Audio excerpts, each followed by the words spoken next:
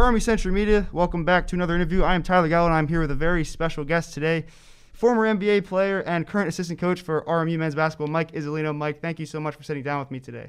Great to be here, Tyler. All right, so I'm going to get right into it. So first question, what got you involved in basketball? At a very young age, my father brought me over to play in a league, and I was in second grade and just fell in love with the game from the get-go. I enjoyed the competition. I enjoyed trying to win basketball games. I just really was excited about it, and it was great because it's one of those sports where, you get a ball in a hoop and you can spend all day there and work on your game by yourself. You don't really need anybody else helping you if you want to get better. Right, awesome. And so you obviously started your college career at Penn State, correct? And then you went to St. Francis. So what changed in your game when you transferred schools? Well, I don't know if my game changed as much as, I think sometimes it's style and fit. We went from a certain offensive system at Penn State to a certain different system at St. Francis. I think that just better fit my style of play to be successful at the time. And, I'm more of an up-tempo, pick-and-roll type of guy. And that's how they played at St. Francis and tried to score a lot of points. And that was, just this whole system fit me better. Right, and so you said you tried to score a lot of points at St. Francis, and, you set a program record, actually, in 1991, and you're en route to winning Player of the Year, scored 24.1 players' points. What was your mindset going throughout that entire season? It was really about winning and getting to the NCAA tournament, because I like to, you like to set your goals for things that they've never done before. Right. St. Francis has never gone to the NCAA tournament, and that was a big goal of mine to get to the NCAA tournament. But, I was fortunate. We had a lot of really good coaches. 3 of them are now head coaches. Awesome. from that staff. And, I played with the all-time leading scorer, Joe Anderson, there, who made the game a lot easier for a lot of people. Awesome, yeah, and it's good to have a good coaching staff around you, especially because, who do you think the most influential coach has been in your lifetime? Well, I think that one of the things you have to do with coaching is you have to take something from everyone. I don't know if one was more influential than the other, because you look at, the guy where you started in second grade and he made it fun for you. Was that the most influential guy because he helped you stay with it? Or was it Coach Barron who, after I went through a bad period at Penn State, he welcomed me with open arms in St. Francis and gave me the confidence to be successful and get drafted. So I think all of them had a certain impact in my life that really helped propel me to the next opportunity and next career level. Awesome, and you actually got inducted into the NEC Hall of Fame a couple years ago. How did that feel to you? Honestly, every award you get is humbling. For me, I never played for awards. Right. I only played to win championships. It's why I played, and people always ask me, why do you think you were successful? Being a 5'11" guard who's I think it's that I focused on winning first. That's what I cared about more than anything else. Winning. All the accolades come with winning, I believe, but I've always been humbled by any individual accolades I've received, because I think they're the product of winning and the product of your teammates. So I feel good for those guys, even though they didn't get the credit. Yeah. I feel like they were all part of it for me, and that's how I feel about those things. Right, and it's all about the team. So we're gonna fast forward a little bit. You got drafted by the Dallas Mavericks. What's going through your head when you find out you get drafted? Well, I think I've always been a person to I always say this a lot: be where your feet are. Right. And once you get drafted, it's an unbelievable feeling, a great night. Probably at 6 a.m. the next day, I was back in the gym working because I feared not making the team. It's one thing to be drafted. It's another thing to be able to be on the team. So, it didn't change. Being drafted drove me even more to work harder because I didn't want to fail. You know what I mean? So, that's probably the one thing as I get a little bit older, I look back on some of the things that I was able to accomplish, and I wish that sometimes I would have enjoyed them more. Right. But I don't know if I would have been as successful as I would have been if I would have sat there and enjoyed some of them. Of course, yeah. But because I have a lot of time now to enjoy them. Right. Yeah. So, I never really got to the point where I could enjoy the moment longer than maybe like 24 hours. So did it ever set into you, like when you were in the NBA, like, wow, I'm actually in the NBA? Was there ever a welcome to the NBA moment for you? No, there was never a wow moment of like, one of the advice I got from Derek Harper, who had been in the league at 10 years, he said, if you're meant to be here, you'll be here. If not, you won't be here. So like I lived by that every day, trying to make people know that I'm meant to be here. Right. Yeah. And, people say, you played against Jordan and Shaq. Did you ever? Like, once you start playing, it's all about competition. It's all about competing. It's all about trying to win basketball games. Right. And you mentioned, Jordan and Shaq, but was there any player that stood out to you as the toughest player you had to guard while you were in the NBA? No, not one. I think it was all in the NBA.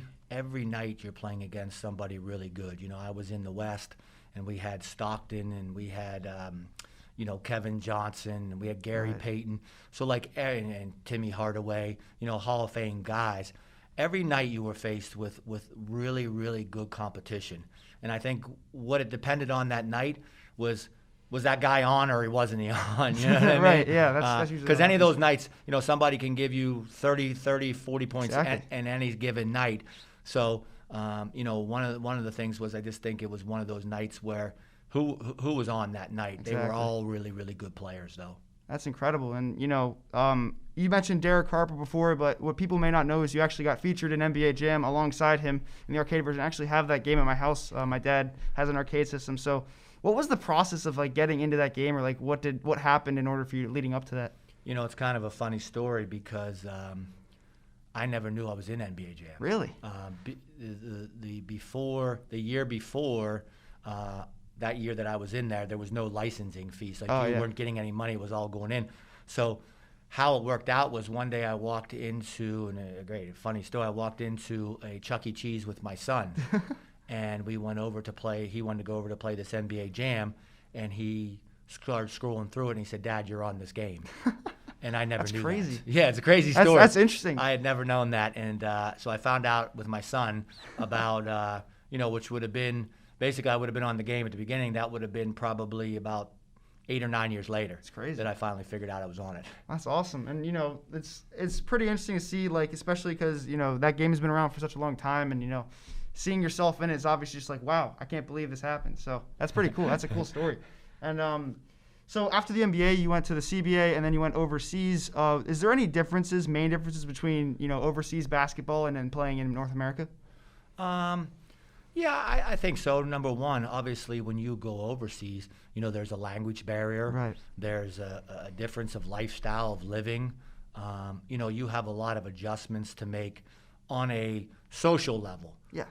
Those type of situations. You're now away from family. You're now away from friends.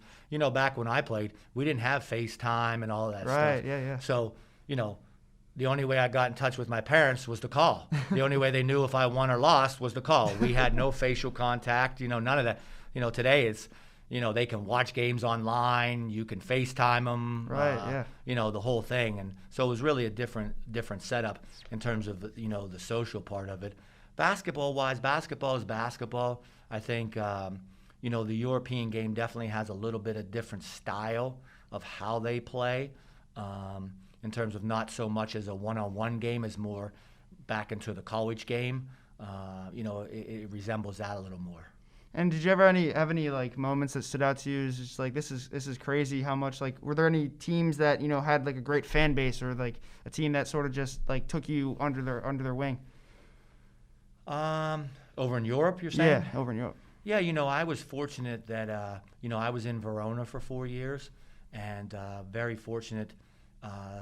3 years ago, they brought me and my family back and retired my jersey over there. And I've kept in contact with a lot of people in that organization. So it was really, it's a great city. I have a lot of friends there. I always consider Verona my second home. And again, it's nice on the social media that you can keep in contact with people. Right, yeah. Really easy. So that's always a second home for me. I always enjoyed it over there. But Italian basketball is in Italy and Spain. They're both very competitive, and things revolve obviously around soccer. Yeah. I would assume so. Yeah, but basketball was very well supported over there. And when I was over there, the young guys were like Ginobili and Scola, Nocioni. Those were all guys. Gasols. They were all 18, 19-year-old guys playing pro ball over there. That's all. Yeah, and it's cool to see like guys nowadays coming from Europe, like Luka Doncic, obviously, and a couple other guys that have sort of just taken their game to the next level after they come across from Europe. So it's cool to see that there was a team that you had that experience with, and of course Verona retired your number, like you mentioned, was obviously an emotional feeling. But like, what was going through your head, or how did it feel to get that honor? Well, I mean, that one was they put on a 3 or 4 day event of a whole thing that I was not ready for. I didn't realize it was going to be that big an event. They did a phenomenal job, and again, that's one of the reasons why I consider it a second home. And again, it's one of those things where you look back on it, and all my teammates that I played with over there, they came back for that game. It was great to see them, and it was a very humbling moment. But I think that they enjoyed that part of it because they felt part of that helping me to get that done. So it was really, really an emotional time. A very emotional experience for me, and I'm not the most emotional person in the world. Right. That's really cool, and obviously getting your number retired by any team is a great honor. But we're gonna transition a little bit into your coaching. So, how did you get into coaching after your basketball career? When I was looking to stay within basketball, I've always loved the game. I've always enjoyed the game, and I wanted to get into coaching. Just because I felt like I had a lot to offer the game. But it was like playing. It was a very difficult situation because, I'd been away from basically the United States for 10 years. Yeah. So to come back, it was very difficult. And to get my first job was like a stroke of luck because when I was at Penn State, the assistant women's coach was a guy by the name of Dan Durkin. Okay. He would always come into his office early in the morning, and I was an early morning person in the gym by myself. So we kind of struck up a relationship. He'd come in, say, hello, how you doing, Mike? You know what I mean? Yeah. And when I went to get my first job, obviously I wanted to stay in the men's game. That didn't happen. I had sent my resume over to Danny Nee, who actually was in my living room recruiting me when he was at Ohio U. So I sent my resume to him at Duquesne. He said he didn't have a job opening, but apparently somehow Coach Durkin was the head women's coach there. He got my resume and called me up one day. He says, do you ever want to come over and coach women's basketball? And I had never thought about it at the time. And, I probably had sent out 200-300 resumes and almost basically got nothing back from anybody in the men's game. So I went in the women's game to try to learn all about college basketball and help myself learn how to coach better. And, it was a great experience. It's awesome. And so you were the director of athletics at Canisius, right? For 1 year, I was director of, not athletics, director of basketball operations. Okay, yeah, director of basketball operations. Yeah. What was that? Run me through that experience a little bit. Like, what goes into the day-to-day operations of that? Yeah, I did that there and at University of New Mexico, so I did it at 2 spots. There's a little bit different because as you get to a higher level like New Mexico, we were a top 20 team in the country. They have a lot of things in place. Usually director of ops, like when I was at Canisius, you did the video stuff, you did all the travel stuff, you did the food, you did all the little administrative things. Where in New Mexico, you did some administrative things, but they had somebody take care of the travel and stuff like that. So it was basically an administrative job, but with a lot of film work, which was actually a very good experience for me because it taught me both sides of it because I learned a lot through the video, but I also learned the other side of athletics, dealing with budgets and being able to handle budgets, being able to understand what goes on the other side of campus through academics. There's a lot to it, and I think that I always say this, I always felt like I knew basketball, I knew how to coach basketball. I think the director of basketball operations prepared me to be a head coach more than anything else. Yeah. So, and you mentioned your son earlier. He's now in that process of getting recruited and stuff. How have you been able to, teach him the ways of the game, sort of? I think I'm able to keep him focused on the journey and the process. And, we live in a society where everybody wants instant gratification. Guys are getting offers and they put them online real quick, and are they real offers, are they not? And I keep telling them, like, even if you get offers, even if you make it to Division I, like, if you don't enjoy the journey and you don't enjoy the process that goes into getting those things, then really it's just another, I mean, to me, it's not as satisfying. Or you get to that point and you haven't enjoyed the journey and the process, and you never improve, because that happens to a lot of guys. You know, in college, when you get up here, everybody's good. Yeah. We take the best players off every team. There are no guys that, you know what I mean? Yeah. So, like, you have to keep working. And the thing that I've always taught him is each and every day, enjoy the process. If you do the right things, it'll work out in the end. Right, and that's definitely a good mindset to give him, especially because he's getting into the time where he has plenty of he has definitely a lot of offers, and it's gonna be a tough choice for him, obviously. So moving on, we're gonna take a look at RMU a little bit. But so you got here and you got to be coaching with Andy Toole. What has it been like coaching with him? You know, it's a great experience. I think me and Andy complement each other well, because he's as driven as anybody that I've been around in terms of wanting to win and wanting to do the things the right way. But he also gives you the freedom to have input, the freedom to do your job.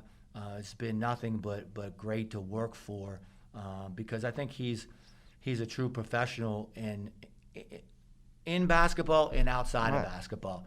You know, he has a family. He cares about your family. He knows that sometimes there's more important things in life than just basketball. Yeah.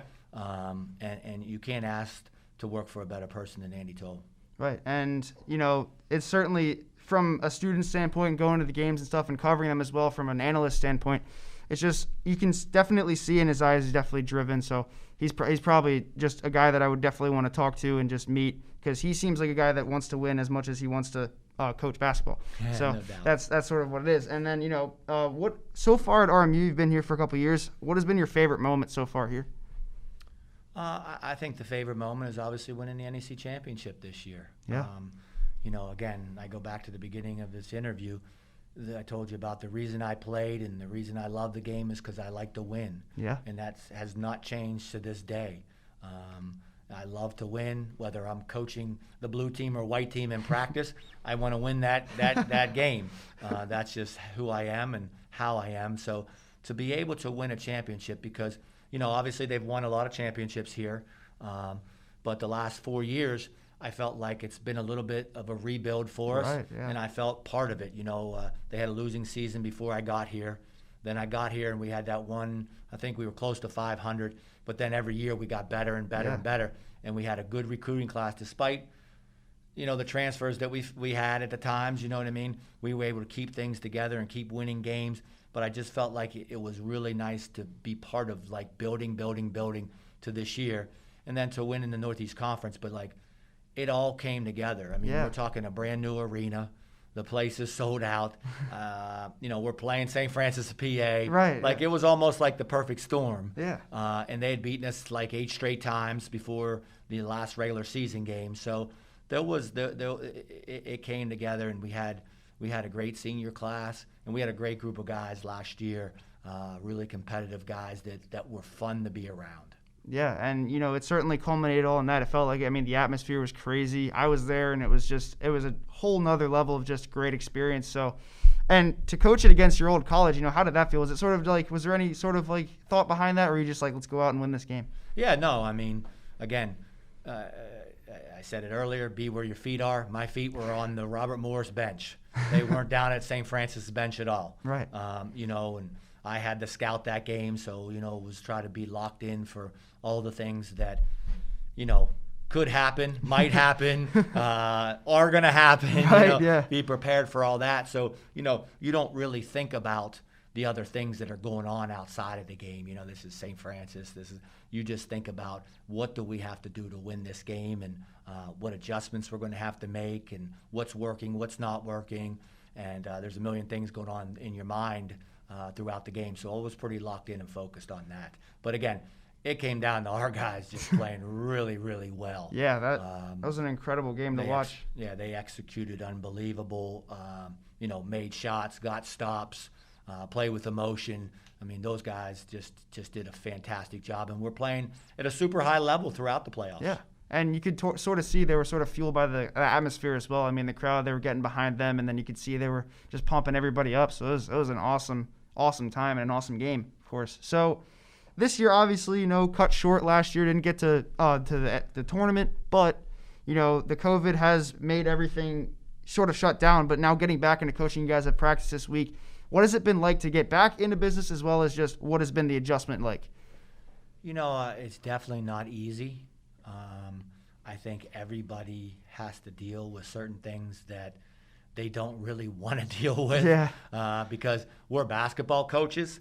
That's what we do. We coach basketball, and but now it seems like you have to deal with a lot of other things, with the testing, with the mask, with making sure your guys, are following protocols, right, or filling out app things, health forms on it. There's a lot of other things that are going into it, and then you lose games are canceled. So there's a lot of adjustments right now that you have to make, and you just hope that when you get onto the court for those 2 hours or 3 hours, whatever you're on there, that everything is back to normal. That this is the release from the world, that you're right, back on the court. And you try to make things as normal as possible once you get on the court. Right. So we were very fortunate that the school was very supportive of, letting us come back in July, because, we had to start the conditioning process and do all those things. And, some schools didn't come back. I know some schools are still practicing in small groups right now. Yeah. So we were very fortunate that, our athletic director, Chris King, stepped up and said, hey, you guys want your guys back, we'll make it happen, but they got to follow certain things. So we're very, very thankful for that, because I think it gave us a head start on getting our guys ready. Yeah, and speaking of the head start, you guys are moving into the new division. Obviously, there's going to be an adjustment period to that. But do you think preparing now and getting a lot of practices in is going to help you guys out in the long run for that? Yeah, I definitely do. Obviously going into a different league, is going to be the big change for everybody. Yeah. When we, as coaches, we know if we're playing St. Francis, New York, they're going to deny everything. If you're playing Wagner, they're going to play a certain way. Yeah. We've been in this league. Andy's been in this league for 13 years. And, teams, a lot of the coaches have been the same. So their styles and systems we know as well as ours. You know what I mean? What kind of ball screen defense that they're going to play, what kind of offense they're going to run. Now you go into a new league, you don't know all those things. Yeah. Again, a game is a game, but the familiarity piece is going to be definitely different. Yeah. And obviously the competition level is going to go up.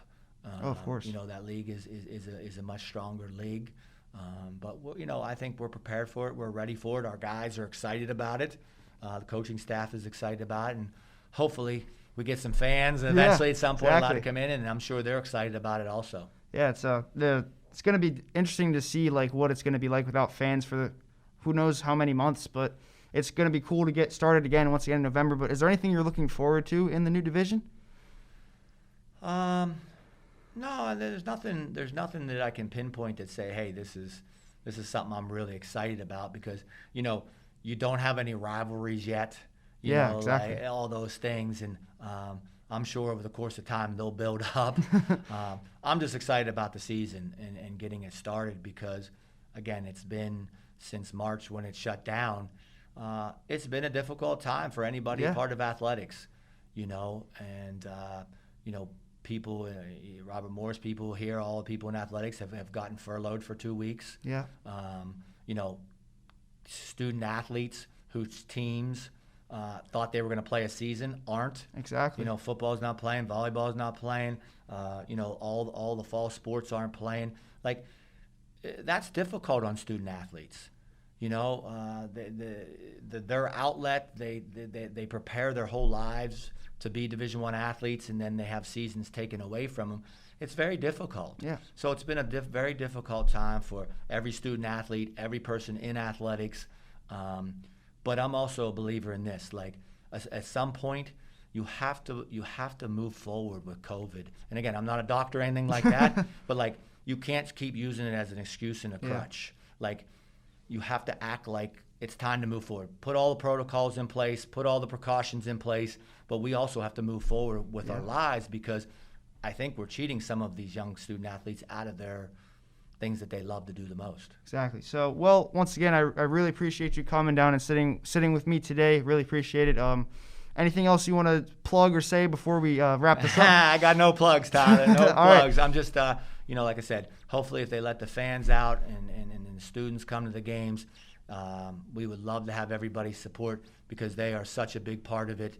And, like you said last year, I think they were one of the X factors to help us win that championship.